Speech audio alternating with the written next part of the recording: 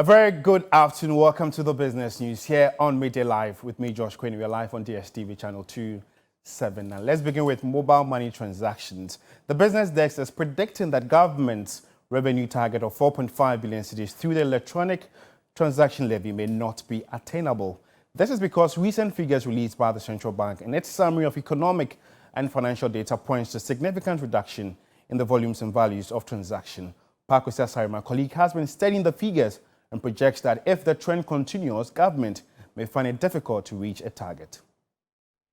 If you see on the board right here, on a month-to-month basis between March and April this year, quite apart from registered accounts that recorded a 2.1 million increase, everything you see here recorded a decline. Now, the active agents, for instance, had 4,000. We had 4,000 agents completely out of business, 4,000 between March and April 2022. In terms of total value of transactions, total volume and value of transactions, we also saw a decline. Now, in terms of total transactions, we saw a decline of 10 million. In terms of transactions, we also saw a decline of 2.8 billion cedis. Now, let's also do a year-on-year analysis between April 2021 and April 2022. Now, when you check for registered accounts, for instance, between April 2021 and April 2022, we saw an increase of 19%. An increase of 19%. When you look at the volume of transactions also, between 2021 and 2022, we also recorded a 25% jump.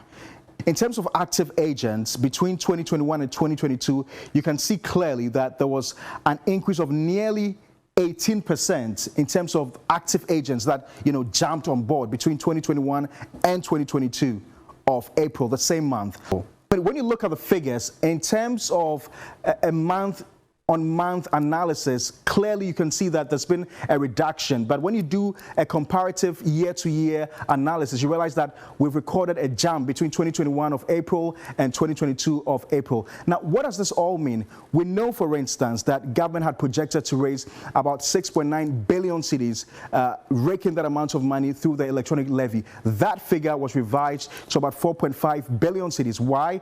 Because, as the minister said, the delay in the passage of the Electronic Levy Act into law is what has caused this revision. So from 6.9 billion to about 4.5 billion. What are the figures? We're not being told anything. All we know for now are figures or communication that is coming from the Ghana Revenue Authority. And what they're saying is that one of the parties that's been mandated to do the collection has said that on a daily basis, they are collecting over 1 million cedis. 1 million cedis. Now, when you do that, extrapolation, it means that in a month, you're having about 30 million cedis. Now, even if we are collecting about 3 million cedis a day, that's not enough to make up for the 4.9 billion cedis that government is projecting. Mind you, we are only halfway through the year. And this agency, this third party that's raking in about over 1 million cedis a day, accounts for about 75% of the total collections. So if they are making over 1 million cedis, then obviously the 25% left will be far less. So it is our projection that based on what we're seeing right now, the month-on-month decline that we're witnessing, and it's going to be interesting to find out what will happen in the month of May. By our own analysis, it doesn't appear that government will be able to realize this 4.9 billion cedis that they've projected for themselves. Well, prior to the implementation of the E-Levy, there were some analysts that predicted the reduction in transactions in the early days of the implementation, but they say that it would rise in ensuing days. But here at TV3, we'll be gauging the levels of transactions as the days go by and surely update you in our subsequent bulletins.